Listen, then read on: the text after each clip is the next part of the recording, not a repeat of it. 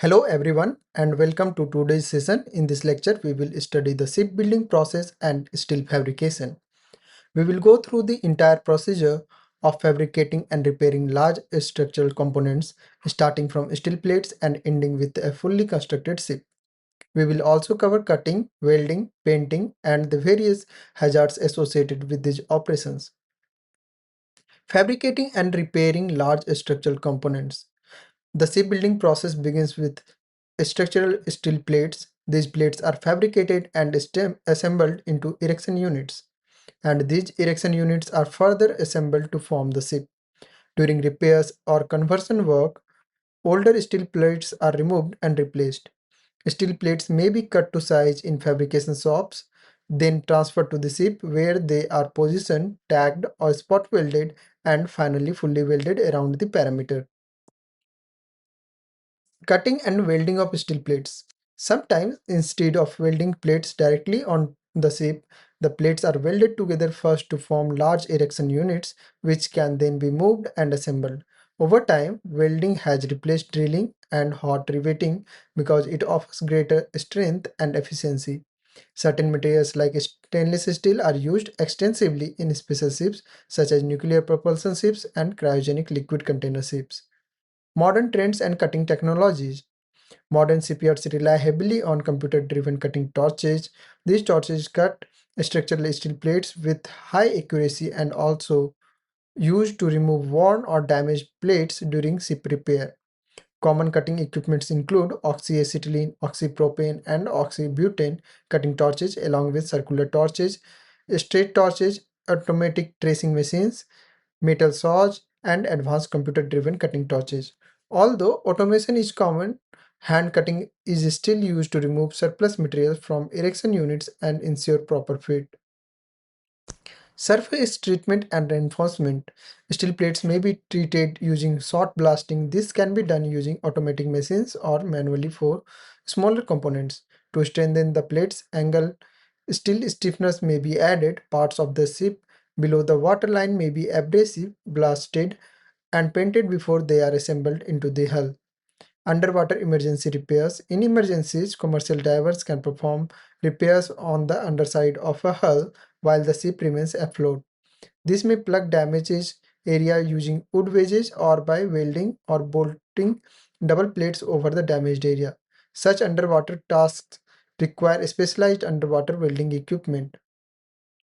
Shipbuilding uses a variety of equipment: sheet metal equipment, shear, brake, punch, saw, spot welding tools, grinder, and hand electrodes. Welding equipment, automatic welding machines, heli arc welding, oxyacetylene submerged arc welding, and argon arc welding, especially for aluminum alloys.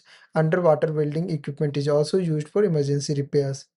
Cutting equipment, oxyacetylene, oxypropane, oxybutane torches, circular and straight torches, automatic tracing machines, computer-driven cutting torches, and metal saws. Hazards faced by workers. Shipbuilding involves many hazards workers may face. Respiratory irritation and systematic poisoning from fumes and particles. Thermal burns from hot slag or sparks. Arc eye or conjunctivitis from ultraviolet radiation. Falls with 70% caused by a scaffold or ladder failure. Drowning, especially from falls into water or off dry dock walls. Ionizing radiation during weld testing. Weather-related injuries like frostbite, hypothermia, heat exhaustion, and dehydration. Hearing loss due to noise during plating operations. Diving hazards such as drowning, electrocution, and decompressor sickness. These hazards highlight the need for strict safety measurements. Fabrication of structural components. The basic component of the ship is the steel plate. These plates are cut, shaped, bent, or otherwise manufactured to match design specifications. Automatic flame cutting shapes the plate into various forms, which are then welded to create I-beams, T-beams, and other structural members that form the ship's hull. After preparation, plates are sent to fabrication shops where they are joined into units and subassemblies. During this stage, piping, electrical systems, and utility systems are installed. Welding process used include stick welding, most common one is this. Inert gas shielding arc welding, welding using non-consumable electrodes. Assembly into larger blocks. The units then transferred to an open air platen or lay-down area. Here they are assembled into larger blocks and more welding and fitting are done. Blocks undergo strict quality control inspections including radiology, ultrasonic testing and other destructive or non-destructive tests. Defective welds are removed through grinding, arc gouging and chiseling and then replaced. Before painting, blocks are abrasive blasted to ensure proper surface profile. Painting is usually done using spray guns, but rollers and brushes may also be used. Final assembly and launching. The completed blocks are moved to the graving dock, shipway or final assembly area where they are joined to form the entire ship. After the hull is structurally completed and watertight, the ship is launched. Launching may involve sliding the ship into the water, flooding the dock, or lowering the vessel into water. Launching are often celebrated events. Outfitting phase.